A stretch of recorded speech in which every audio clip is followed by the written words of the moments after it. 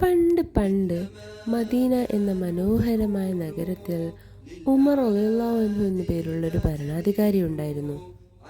വലിയൊരു രാജ്യത്തിൻ്റെ രാജാവായിരുന്നിട്ടും അദ്ദേഹം വളരെ ലളിതമായ ജീവിതമാണ് നയിച്ചിരുന്നത്. രാത്രിയായാൽ ജനങ്ങൾ സുഖമായി ഉറങ്ങുകയാണോ എന്ന് നോക്കാൻ അദ്ദേഹം വേഷം മാറി നഗരം ചുറ്റാൻ ഇറങ്ങുമായിരുന്നു. അത്തരമൊരു രാത്രിയിൽ തൻ്റെ സഹായിയായ അസ്ലമിനൊപ്പം നടക്കുമ്പോൾ ദൂരെ ഒരു കൂടാരത്തിൽ ചെറിയൊരു വെളിച്ചം അദ്ദേഹം കണ്ടു. അങ്ങോട്ട് ചെന്ന് നോക്കിയപ്പോൾ ഒരു ഉമ്മ അടുപ്പിന് അരികിലിരുന്ന് എന്തോ പാകം ചെയ്യുന്നു. അവർക്ക് ചുറ്റുമിരുന്ന് 3 കുട്ടികൾ കരയുന്നുമുണ്ട്. ഉമർ റളിയല്ലാഹു അൻഹു ആ ഉമ്മയോട് ചോദിച്ചു, എന്തിനാണ് ഈ മക്കൾ കരയുന്നത്?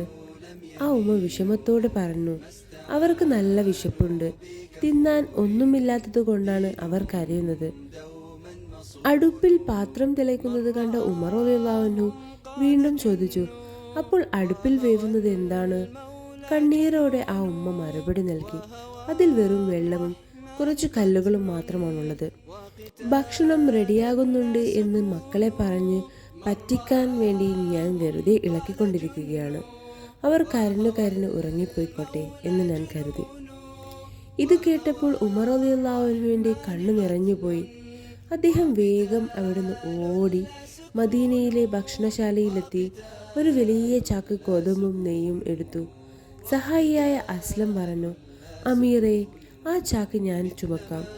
എന്നാൽ ഉമർ റളിയല്ലാഹു അൻഹു പറഞ്ഞു, വേണ്ട അസ്ലം, ഈ കുട്ടികൾ വിശന്നിരിക്കാൻ കാരണം ഞാനാണ്, അതുകൊണ്ട് ഇതിൻ്റെ ഭാരവും ഞാൻ തന്നെ ചുമക്കും.